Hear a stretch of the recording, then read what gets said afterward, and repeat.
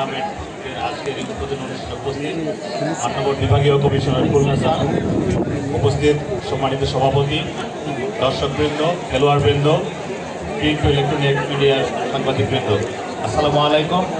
জেলা প্রশাসক, gold cup অনুষ্ঠানের সম্মানিত প্রধান অতিথি, সম্মানিত কমিশনার স্যার খুলনা বিভাগ, সম্মানিত অন্যান্য অতিথিবৃন্দ, খেলোয়াড়বৃন্দ, ক্রীড়ামোদী দর্শকবৃন্দ এবং প্রিন্ট এবং ইলেকট্রনিক মিডিয়ার সাংবাদিকবৃন্দ, আসসালামু আলাইকুম। সকলের প্রতি সাতক্ষীরার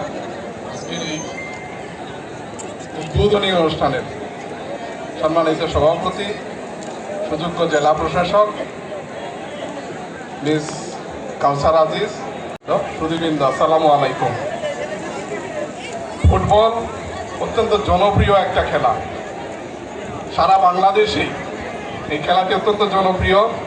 আজকে সাতক্ষীরার এই মাঠে যে জনপ্রিয়তার যে স্রোত দেখতেছি, এটা বাংলাদেশের যে ঐতিহ্যবাহী খেলা ফুটবল, সেটা আবারও স্মরণ করে দিয়ে দীর্ঘদিন আমরা খেলাধুলা থেকে দূরে ছিলাম। আজকে মাননীয় প্রধানমন্ত্রী এই খেলাধুলাকে অত্যন্ত গুরুত্ব দিয়েছেন, একটি সুস্থ সবল জাতি হিসেবে গড়ে তোলার জন্য যেটা দরকার সেটা খেলাধুলা।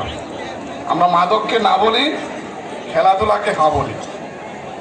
সমাজ থেকে মাদককে দূরে রাখতে গেলে খেলাধুলার কোনো বিকল্প নেই। লেখাপড়ার পাশাপাশি ক্রীড়া সংস্কৃতি একটি জাতির গঠনের জন্য ভূমিকা রাখে।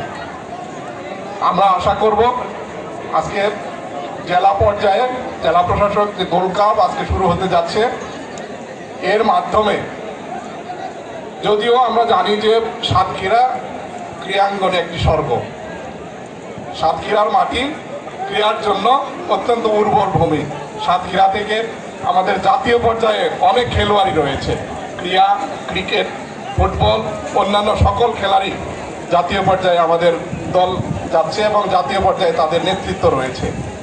আজকে যারা এখানে খেলবে তাদের মাধ্যমেও সুস্থ সবল জাতি গঠনের পাশাপাশি জাতীয় পর্যায়ে খেলার নেতৃত্ব করে উঠবে, আরো বেশি প্লেয়ার করে উঠবে যারা বাংলাদেশকে নেতৃত্ব দিবে। বাংলাদেশের সীমা ছাড়িয়ে বিশ্বের মানচিত্রেও বাংলাদেশের পতাকা হাতে নিয়ে, বাংলাদেশকে সার্বভৌমত্বের প্রতীককে হাতে নিয়ে এই সাতক্ষীরার মানুষ, সাতক্ষীরা থেকে সেই ক্রীড়া সংগঠনের মাধ্যমে ক্রীড়ামোদী মানুষরা এগিয়ে যাবে।